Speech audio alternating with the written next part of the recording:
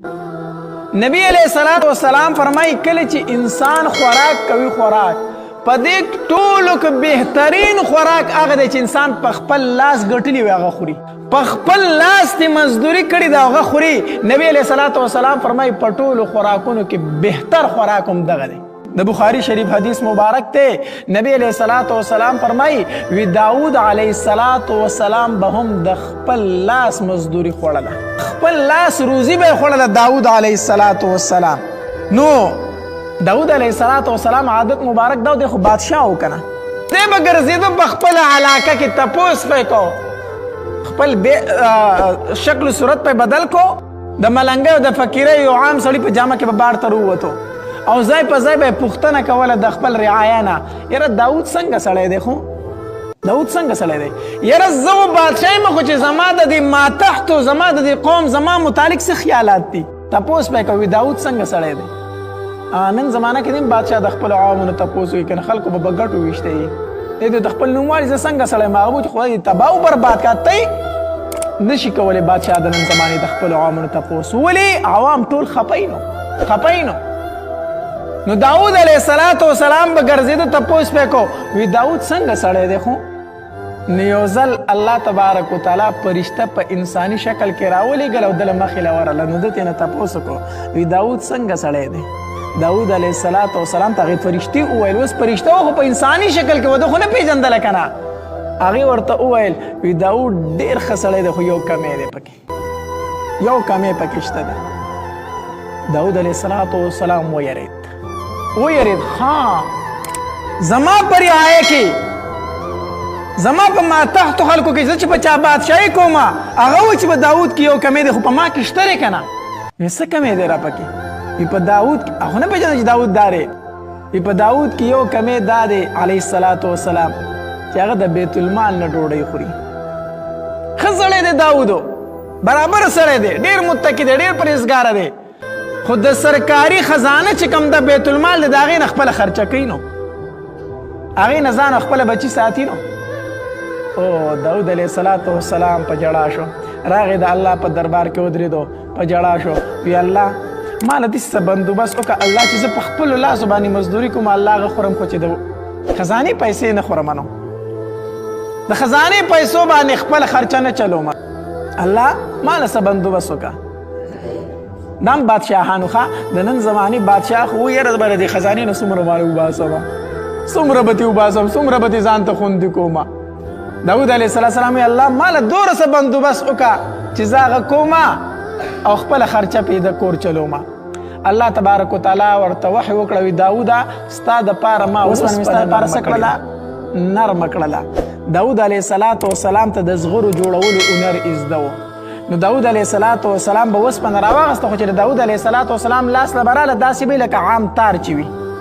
تار چې سړی څنګه ګیي راګیي که نه سي د داود علیه السلام په لاس کې به اوسپنه داسې پسته شوله او هغه به تې بیا زغرې رغولې، زغرې داسې یو کمیس غونتی په جنګونو کې استعمالیږي د اوسپنې جوړي چې په 400 اشرفو باندې به یې خرڅول، 400 اشرفو باندې به یې خرڅول. نو داود علیه السلام او په ورځ کې به یو زغره داود علیه السلام جوړوله.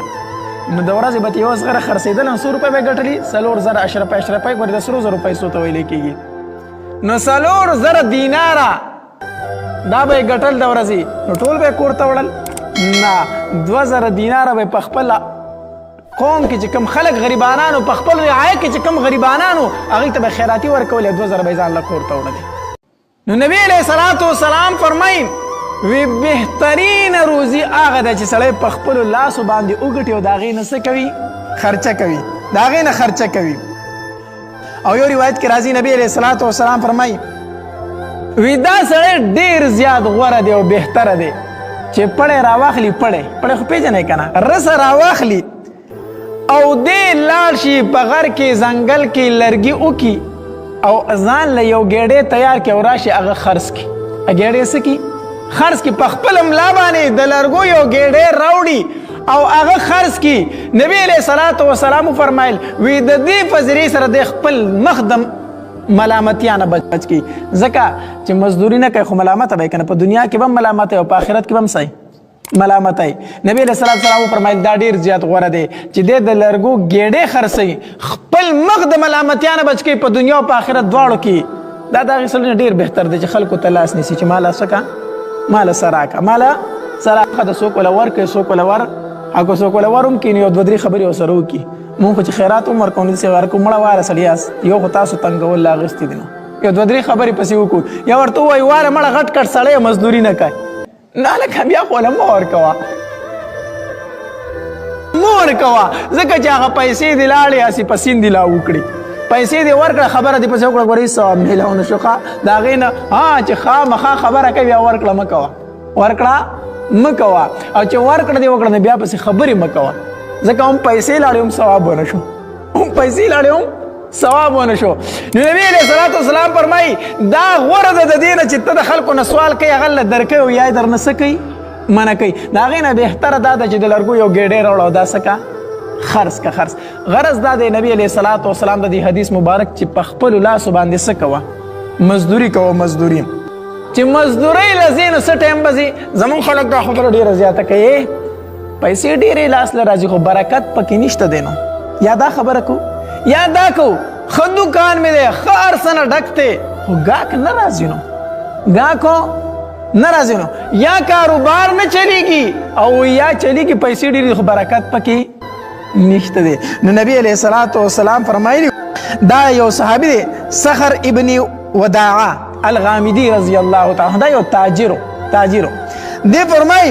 وی نبی علیہ الصلوۃ والسلام به فرمایل اللهم بارک لامتی فی بکورها الله زما د امت تپاره پسار کې برکت واچي الله زما د امت تپاره په سحر وختي کې څه واچي برکت واچي. او د نبی علیہ الصلوۃ والسلام خپل عادت مبارک هم داو چې چرته به یو لښکر لیږو د جهاد تپاره نو سحر وختي به یې لیږو. دا صخر ابن وداعه رضی الله تعالی عنہ فرمایي کنه وی چې کله ما دا د نبی علیہ الصلوۃ والسلام حدیث مبارک واوریدو چې اللهم بارک لامتی فی بکورها الله زما د امت تپاره برکت په سحر وختي کې واچي وی ما چې کار شروع کړی دی نو د سحر وختي نه مې سټارټ اغستی چې کله مې کار به شروع کو سحر وختي مې به شروع کو نو هغه راوي وی وکسره ماله ته دې صخر ابن وداعه رضی الله تعالی مال ډیر زیات شی و ډیر مالدار شی و. نو که یو سړی وایي زما په مال کې برکت نشته دی نو دی په 10 بجې باندې دکان ته ځي بیا کې برکت د کوم طرفه راشي دی د خپل کار سټارټ د 10 بجو نه اخلي کې برکت بیا نه کار چې شروع کوي سحر وختي شروع کوه سحر وختي. د دې وجې نه بعضو روایتو کې راغلي دي چې د سحر مانځه نه وروسته اوده کېدل جایز نه دي اگر چې روایت په اعتبار سره سند په اعتبار سره لږ کمزوري دي خو بعضو روایتو کې دا راغلي دي چې د سحر مانځه نه والا تر نور خاطه پورې په دې ټایم کې مه اوده کېږه. ولې مه اوده کېږه ځکه دغه ټایم چې دی د رزق د نازلېدو دی دغه ټایم چې دی په رزق کې د برکت اچولو دی. یو ځل نبی علیہ الصلوۃ والسلام راغی فاطمه رضی الله تعالی عنها اوده وه نبی علیہ الصلوۃ والسلام پاسوله د سحر مانځه نه وروسته اوده شوې وه که نه پایسوله وی فاطمه بچیه په دې ټایم کې مه اوده کېږه پاسه چې الله تبارک وتعالی دې په رزق کې برکت واچوي نو سحر پسې اوده کېږه ما خپل کار ته ځه اگر چې یو ګاهک په دغه ټایم کې نه وي خو الله به ستا په دې کاروبار کې تعالی څه اچوي برکت په درله اچوي. ځکه د نبی علیہ السلام دعا ده او زمونږ په یقین دی چې نبی علیہ السلام فرمایلی اللهم بارک لامتی فی بکورها الله زما د امت تپاره په سحر وختي کې برکت واچي. نو چې ته اودی نو بیا په اودو باندې برکتونه نه راځي چې ته څه محنت کوې نو برکت به راځي. نو هر کار چې شروع کوې په ته کم ټایم کې شروع کوه سحر وختي شروع کوه سحر وختي. نو غرض مې دا و چې شریعت ګورې د دې خبرې حکم کوي چې روزي په خپل لاس باندې ګټه. هغه شانتي یو ځل صحابه کرام د نبی علیہ الصلوۃ والسلام سره ناست نو یو سړی تیر شو داسې مخې ته تیر شو نو هغه الله تبارک وتعالی ډېر ښه صحت ورکړی بدن نه ښه جوګ جوړ چست و په روانه کې هم ډېر تیز تو صحابه ورته داسې قتل که نه نو بیا هغې صحابه وفرمایل یا رسول الله لو کان هذا فی سبیل الله ارمان چې دی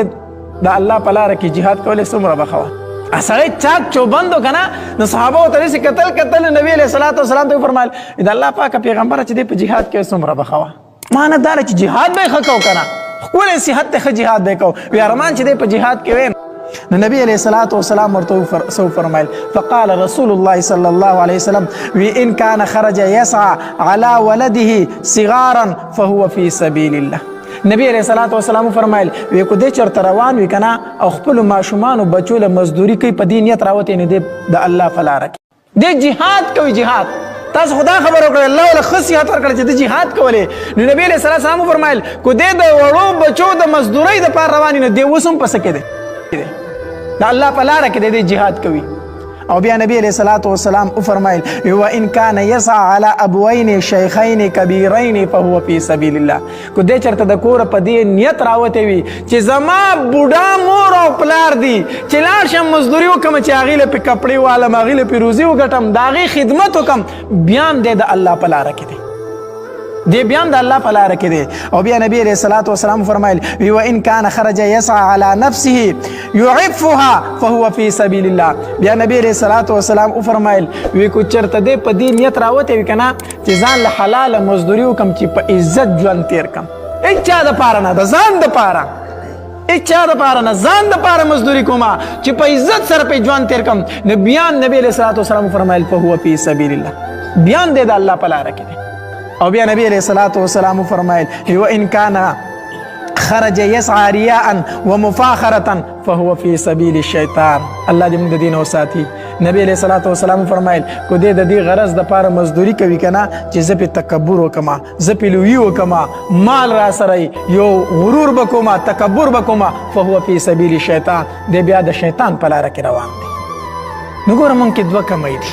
څو کمې دي راو کې د حدیث مبارک نه مونږ تخپل کمې معلومه شي کنه یو خدای چې مزدوری نه کوم سنه کوم مزدوری نه کو نو بس ایو تیاری تناسته په بار ملک به یو غټي او دلته ورته لاس کو خپل آیا شي په کې بس یو براوډي او ټول به خوري او کوته ورته لکه مزدوری ولی نه کوي کم دې کار نو کار کم دی نو چې زکات ورکوم الله بیا به درته لاس راغوډي وي زه به غریب نه یم زه به د مزدوري وای میلاويږي دیال مار میلاويږي کم دی مصیبت دار ولی غربت شته خو څوک مزدوری نه کوي تیار میلار سره و چې ماته تیار میلاو نو دی حدیث مبارک کې نبی علیہ الصلوۃ والسلام فرمایي مزدوری کو د الله په لار کې jihad کوي jihad نو یو خدای چې موږ مزدوری نه کوو موږ څه کمای دي دوه کمای دي یو خدای چې موږ مزدوری نه کوو او دویم دا دی په مزدوري ځان بدکاری هر سړی دا و چې زه یو افسر وې چرته نه افسران چې ټول شي نو ما تحت په څوک شي هر سړی و چې ما چې د غټ کاروبار وې زه یو افسر وې نه هر سړی دا خو بیا کېږي یا به نه کېږي چې کم کولی شي دا خو کوه که نه دا خو کوه که نه نو یو مزدوري نه کوو او دویم دا دی که مزدوري کوو نو نیت خو صحیح نه وي نیت خو صحیح نه وي ځکه نیت خو څه وي تکبر غرور چې پیسې وګټم چې تکبر وکم لویي وکم گاڑی را سره بنگله می په نسبی کې اوچت شم دی براته پسخیږي دا خبرې ټولې که دا خبرې نه دا خبرې نو بیا نبی علیه السلام فرمایي په هو فی سبیل شیطان مزدوري کوي خو بیا د شیطان دپاره کوي نو مزدوري کوه نیت پکې دا وکړه خپلو بچو لی ګټمه خپل مور او پلار لی ګټمه خپلو وروڼو لی ګټم د ځان دپاره ګټم چې چاته لاس ونیسم او په معاشره کې ذلیله نه شمه بس په دې نیت باندې مزدوري کوه نو نبی علیہ الصلوۃ والسلام فرمایلی وی فهو فی سبیل الله دا انسان د الله په لاره کې جهاد کوي جهاد کوي نو حلال روزي ګټل دا عین عبادت ته ګوره یاد وساته